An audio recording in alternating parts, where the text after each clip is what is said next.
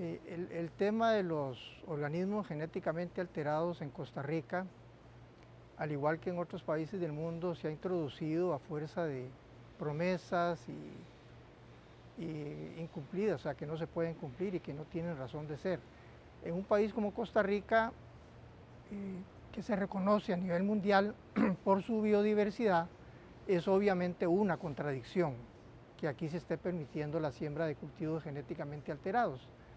Sin embargo, a pesar de eso, pues aquí se inició con la siembra de cultivos transgénicos en 1990, 1991, con experimentos a nivel de campo, aún cuando ni siquiera a nivel mundial se habían liberado cultivos transgénicos a nivel de campo, que eso empezó recién en 94 a nivel comercial en los Estados Unidos.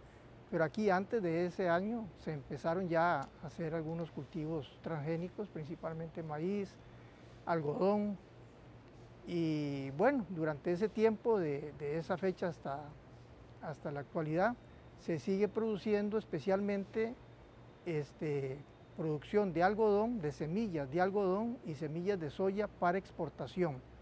O sea, no hay permisos dados para producción de cultivos transgénicos que se puedan comercializar en el país, porque todavía nadie ha hecho una solicitud de ese tipo. Solo se han solicitado permisos para producir semillas para exportación. En otras palabras, utilizan al país como un cultivo de contraestación, que llaman. O sea, para producir semillas aquí,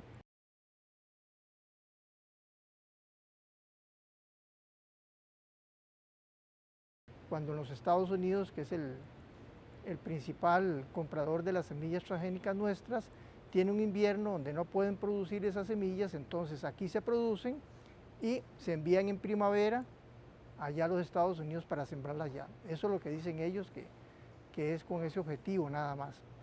Para eso tienen que pasar o hacer unas solicitudes ante una comisión de bioseguridad que se llama la Comisión Técnica Nacional de Bioseguridad, donde están representados diversos ministerios y también hay 2 miembros de la sociedad civil.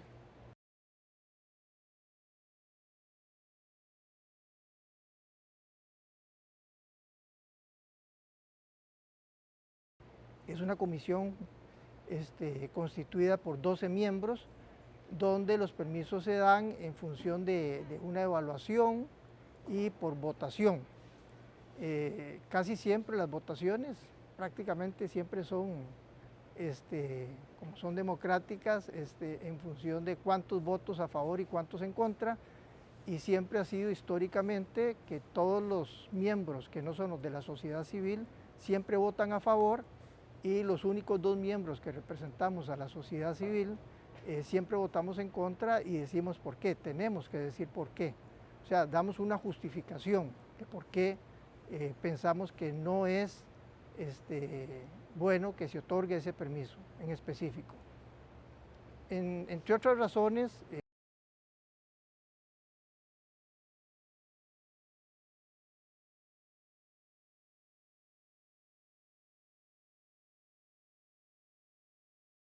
aquí básicamente o principalmente el principal cultivo transgénico es algodón. Y eso para nosotros encierra una preocupación porque Costa Rica, el norte de Costa Rica, es centro de origen también del algodón. Y no se ha estudiado bien cuáles especies silvestres tenemos de algodón o si esa contaminación se ha o no se ha dado. Nadie investiga eso. Lamentablemente, quienes dan esos permisos y quienes siembran esos cultivos piensan que esos cultivos se van a mantener dentro de las áreas circunscritas a su siembra, lo cual no tiene ninguna lógica, ¿verdad? Pero bueno, esa es la situación, eso es lo que así se ha venido desarrollando este tema. Se empezó con siembras sin ningún tipo de regulación, después vinieron algunas regulaciones, pero que en mi concepto son meros formalismos. O sea, realmente no se considera todo lo que tiene que considerarse a la hora de liberar un organismo genéticamente alterado al ambiente sobre el cual no se puede tener control. Nadie ha podido demostrar que se pueda tener un control sobre un organismo genéticamente alterado una vez que se ha liberado al ambiente.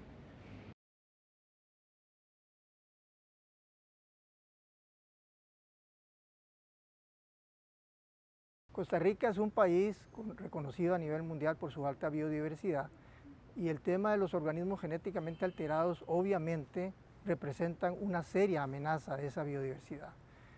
En el pasado, el eslogan de Costa Rica ante el mundo era un país sin ingredientes artificiales. Ese era el eslogan y por eso vienen los turistas a Costa Rica, a disfrutar una naturaleza auténtica, no modificada, no alterada, no sintética. A eso es lo que vienen. Y eso nosotros, los que somos del sector ecologista, lo tenemos muy claro. Sin embargo, a nivel de la población, este no es un tema, no ha llegado a calar. Estos temas le suenan al común de la gente como algo que no tiene que ver con ellos, como algo que es inalcanzable de entender, entonces ni siquiera se molestan en querer saber de qué se trata. Y ese es uno de los grandes problemas que tenemos en Costa Rica y posiblemente en otros países, que se ve como algo que no tiene que ver con nada que tenga que ver con nosotros, y eso hace que no se haya podido ubicar ese tema como un tema de discusión. Las mismas universidades públicas que trabajan con los impuestos de todos nosotros, de los contribuyentes, favorecen todo este tema de los transgénicos. Han hecho investigaciones desde 1990 hasta la fecha, poco más de 30 años de estar gastando dinero de todos nosotros los contribuyentes, queriendo sacar cultivos transgénicos que no tienen ningún sentido y no han sacado absolutamente nada, a no ser sus publicaciones, ¿verdad?, para subir en el escalafón salarial que ofrecen las universidades a los funcionarios que hacen publicaciones. Pero eso es increíble, pero eso es lo que está pasando en nuestro país. Eso con relación, digamos, al tema más básico que se inició hace mucho tiempo, hace más de 30 años, con los cultivos transgénicos.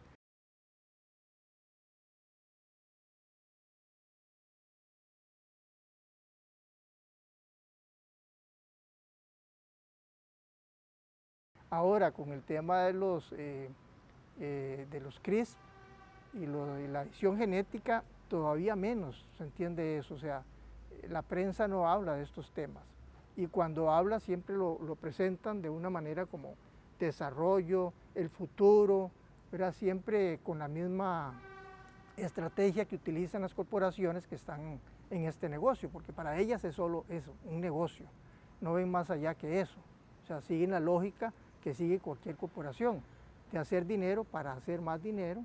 ¿Y para qué más dinero? Para seguir haciendo más dinero. Esa es la única lógica de las corporaciones. Y la manera de introducirse, pues ha sido esta, ¿verdad? A través de promesas, de películas, de hacerle creer a la gente que ya hay cosas que en realidad no existen, no hay evaluaciones de lo que pueda estar pasando. Y esa es tristemente nuestra realidad.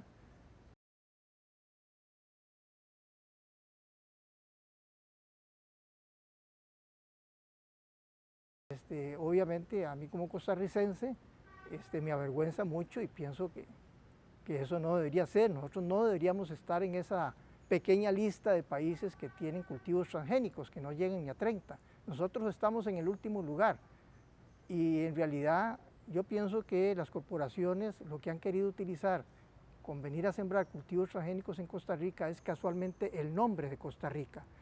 Quieren decirle al mundo, vean, Costa Rica, un país con alta biodiversidad, que se preocupa por su conservación, que tiene muchos parques nacionales, etcétera, tiene cultivos transgénicos. Y con eso quieren hacerle creer a la gente, a través de su maquinaria propagandística, que no hay ningún problema con ese tipo de cultivos. Obviamente, aquí lo que tenemos son áreas muy, muy pequeñas, pero aquí lo que ellos resaltan es eso, el nombre. Eso es lo que ellos quieren resaltar ante el mundo, utilizar el nombre de Costa Rica para sus objetivos propagandísticos.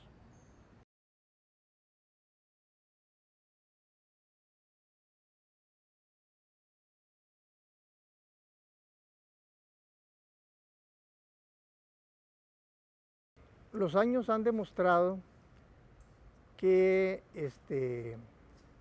ha habido una oposición creciente al tema de la liberación de organismos genéticamente alterados al ambiente en la medida en que la población es informada sobre sus efectos, que hoy son reales, hoy se pueden medir, antes eran suposiciones. Hoy tenemos ejemplos muy claros, medidos, que hace ver que ese tipo de promesas que nos hicieron no se han cumplido ni se van a cumplir, que más bien están creando el efecto contrario, tanto en la producción del agro como lo que podemos esperar con relación a la conservación.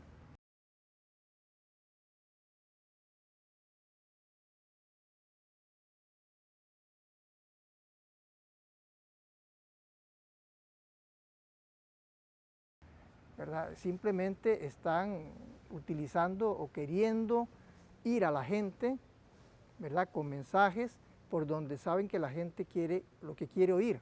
Y en este caso el tema de la naturaleza, de la conservación, son temas muy atractivos para el común de la gente y en general para organizaciones de todo tipo, etcétera. Porque nadie está en contra de la naturaleza, de hecho es un sinsentido, somos parte de la naturaleza y nos quieren ofrecer con esto una mejor calidad de vida, cosa que obviamente va en la dirección totalmente contraria. Y una de esas estrategias es venir o llegar a hacer lobby, tanto a nivel político como con organizaciones ambientalistas, como puede ser la UICN, que para mí es increíble que una organización de este tipo se crea esos cuentos, por así decirlo, ¿verdad? Se crea que esto va a ayudar, cuando es todo lo contrario. Entonces, de ahí es una paradoja, el mundo está lleno de paradojas, esta es una de ellas, y una muy peligrosa, obviamente, porque en esto estamos hablando de la conservación de la vida. O sea, no es cualquier tema. Eso es lo que a mí más me sorprende alrededor de este tema, que siendo un tema de tanta importancia, no se le dé la atención debida, ni a nivel académico, como uno esperaría, que más bien hacen todo lo contrario, ni a nivel político, ni a nivel ciudadano. O sea, está pasando desapercibido.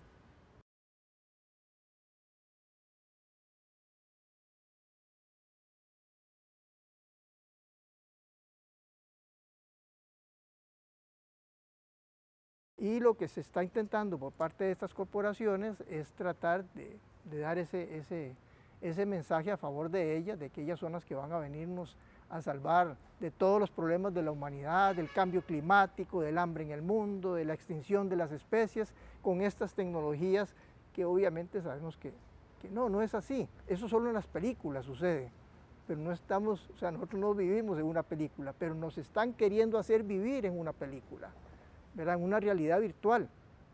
Y eso es muy peligroso, porque los efectos obviamente son devastadores. Y no hay marcha atrás una vez que... Es como la extinción es para siempre, punto. Eso no tiene mayor discusión. Pues igual, una vez que se desarrollan estos problemas, ¿quién los puede parar? Según ellos sí, van a poder hacerlo con tecnología. Es más, de hecho, según ellos, ni siquiera van a haber problemas.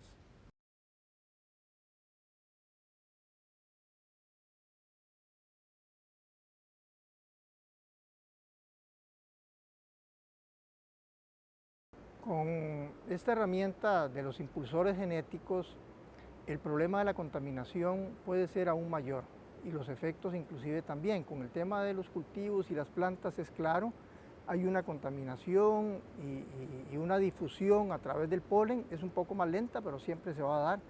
Con el tema de los impulsores genéticos y sobre todo aplicado a animales, entiéndase mosquitos, como se está haciendo recientemente y demás, es que son organismos vivos, o sea, es una tecnología que se está reproduciendo por sí misma. Y entonces, ¿cómo se puede controlar eso? O sea, no hay manera, no existe, nadie ha podido demostrar eso.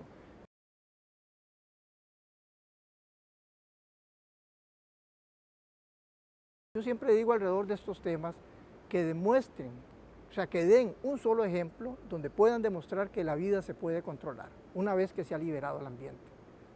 Nadie ha podido dar.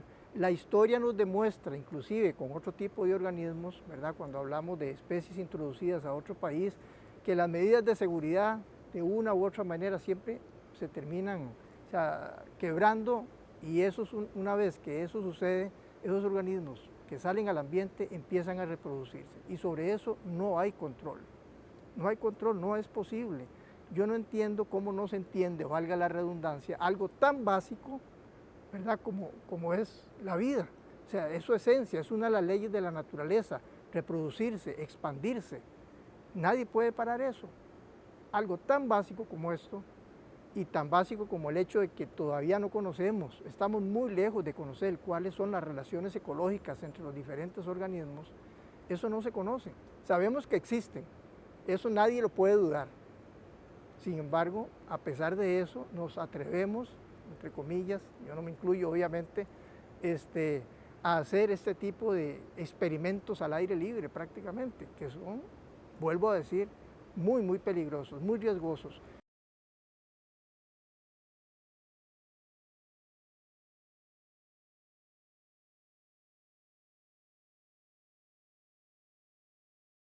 Es cierto, uno tiene que reconocer que en todo hay riesgos, o sea, no existe ninguna actividad riesgo cero, pero en estos casos siempre hay otras opciones, mucho más amigables, más conocidas.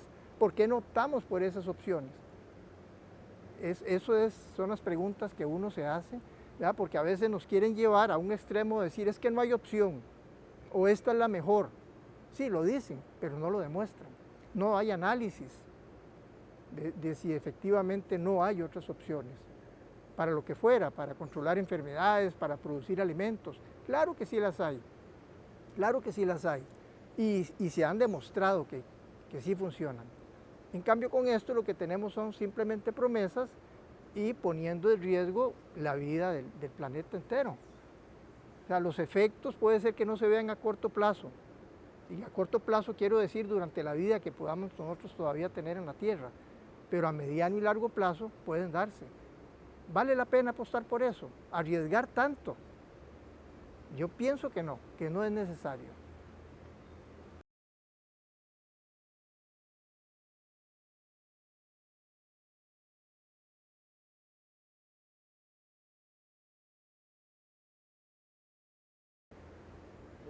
Herramientas que han venido, biotecnológicas, que han venido apareciendo después de la ingeniería genética, los cultivos transgénicos, que es lo que más se menciona, como la edición genética, los impulsores genéticos, CRISPR, etcétera, se han venido presentando como una mejora, ¿verdad?, más allá de lo que sucedió o lo que está sucediendo con la transgénesis.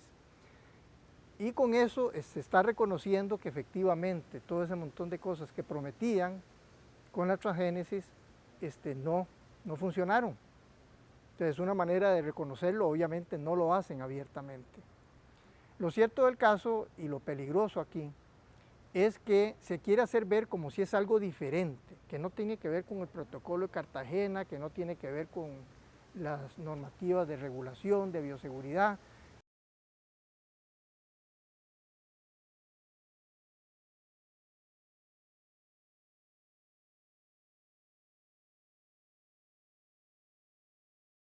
Que son tan seguras que ni vale la pena, o sea que es gastar el tiempo en eso.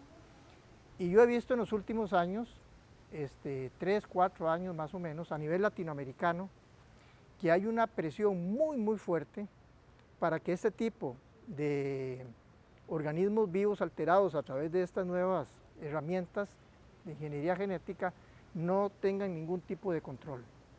Eso está sucediendo a la vez, no es casualidad, o sea, los quieren meter a la fuerza y tienen organizaciones tan fuertes como el IICA, el Instituto Interamericano de Cooperación Agrícola, que se pasan dando charlas a nivel internacional, como nos dieron un par de charlas ahí a nivel de la Comisión Técnica Nacional de Bioseguridad, y escribiendo panfletos y artículos que favorecen ese tipo de técnicas y diciendo que no tienen que tener ningún control, que eso no tiene que ver con transgénesis, que eso es otra cosa, que es limpio, o sea, no hay nada que temer, que cualquier cosa que se oponga a eso es una oposición al desarrollo, en fin, lo mismo de siempre, ¿verdad? Lo mismo de siempre, promesas, no quieren ningún control, aseguran que, pero no lo demuestran.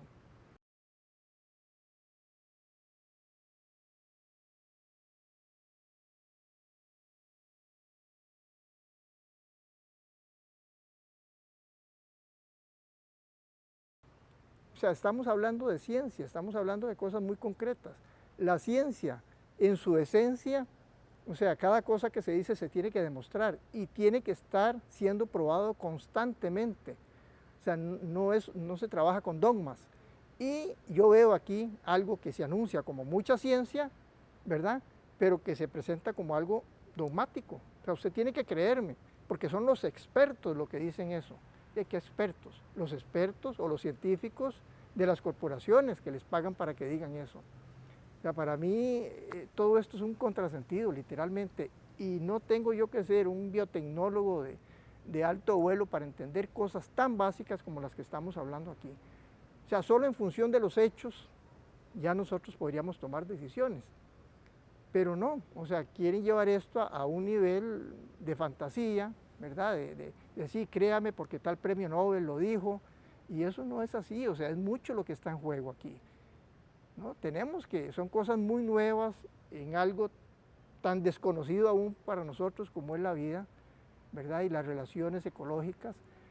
No podemos apostar esto a simplemente promesas corporativas o de científicos comprados por esas empresas corporativas.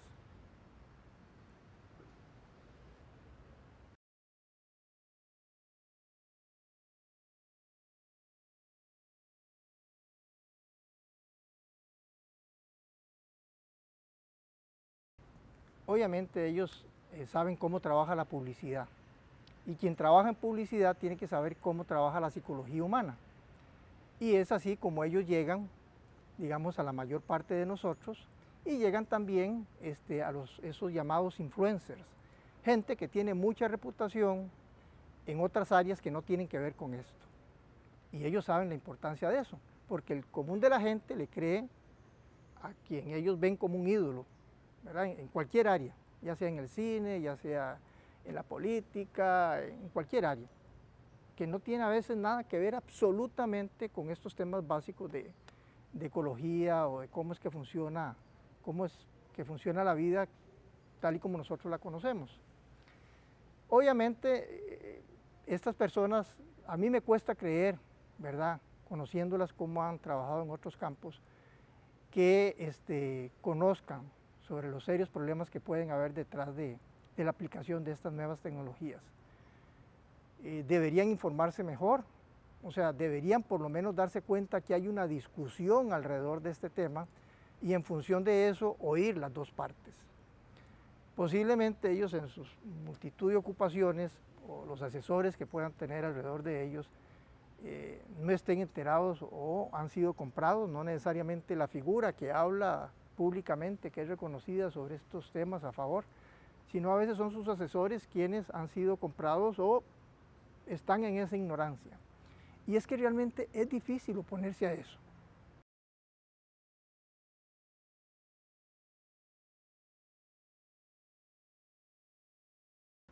Los cuentos son tan lindos, ¿a quién no le gustan los cuentos?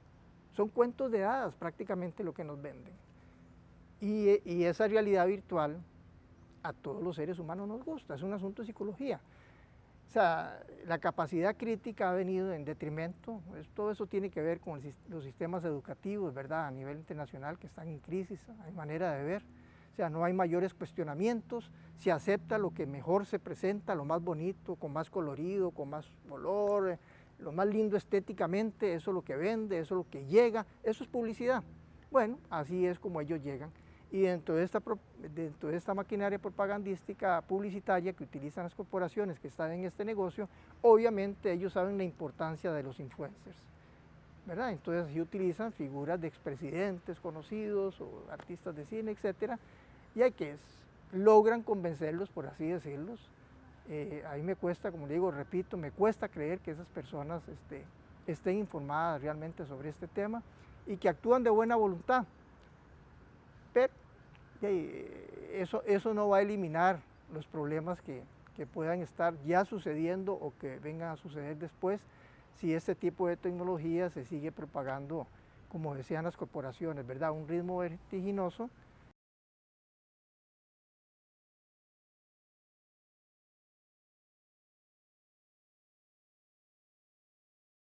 Este, y siempre pensando en lo mismo, ¿verdad?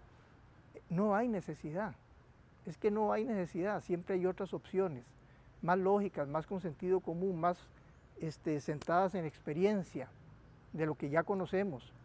Y aquí estamos apostando más a lo que todavía no conocemos.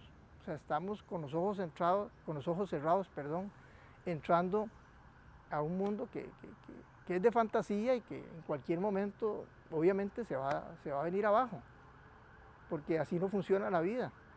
Decía un pensador, no recuerdo ahora quién, Dios perdona siempre, los hombres algunas veces, la naturaleza nunca. O sea, no se puede negociar con las leyes de la naturaleza. ¿Cuál es la parte de esa que no entendemos? La vida existe en función de esas leyes y eso no se puede cambiar en ningún lugar ni en ningún congreso. O sea, eso no es negociable. Si queremos la vida tal y como existe, tenemos que respetar sus leyes. En la medida en que pues no respetemos esas leyes, pues en esa misma medida va a ser un golpe en contra nuestra, en contra de la vida.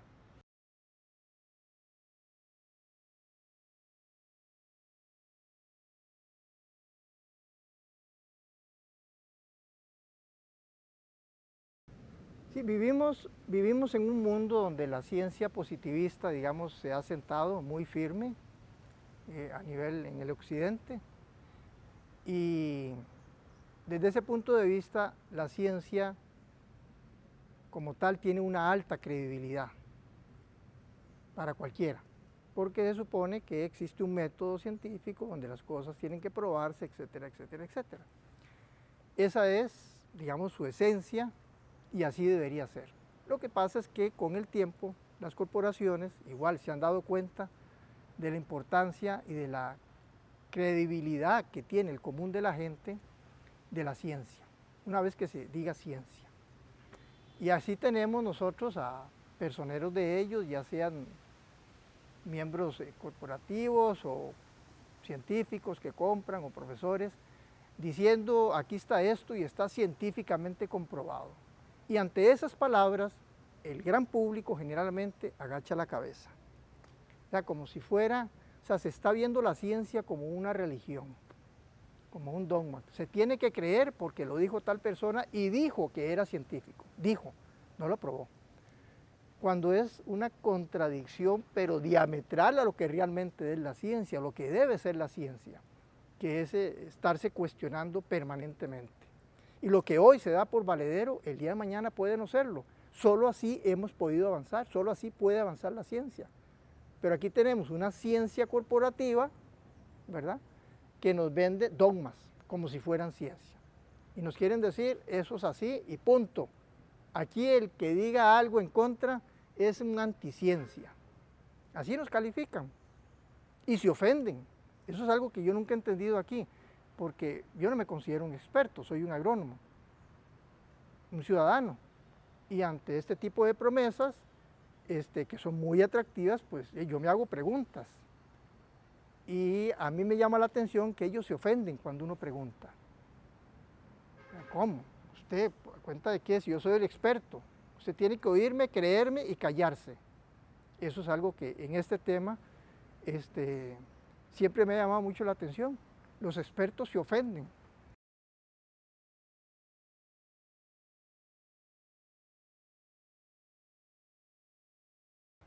Hay algo muy interesante en todo esto sobre lo que tiene que ver también con el control de la vida que pues sí, en las películas de ciencia ficción sí es posible.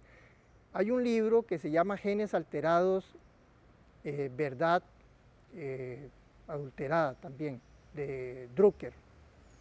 Y en ese libro uno de los capítulos muestra algo muy interesante, hace una comparación con el tema de la tecnología y las computadoras y todo eso, y demuestra que ni siquiera algo creado por nosotros mismos, como es la tecnología, es posible de controlarse. O sea, cómo esos sistemas altamente eficientes y tecnológicos siempre tienen fallas. Entonces, si en algo creado por nosotros mismos no podemos controlar y que siempre se demuestran que hay fallas, ¿qué podemos decir con respecto a la vida? Que no es algo creado por nosotros, nosotros somos parte de esa creación. Entonces, eso es algo también muy básico, ¿verdad? Y quieren hacernos ver que sí, que la vida se puede controlar. Y no, o sea, eso es lo que queremos. Queremos predecir el futuro, sí, pero no se puede predecir. ¿Verdad? Son en función de probabilidades. Entonces, todo eso hay que tenerlo en cuenta.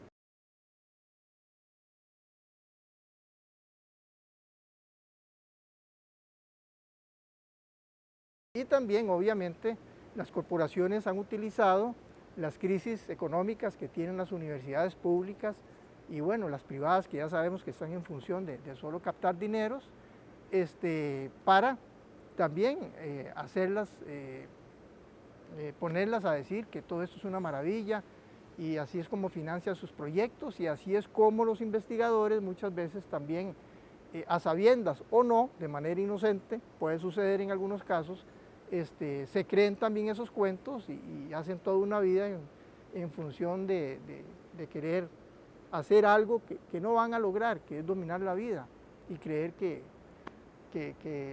jugar con la vida es como con la tecnología.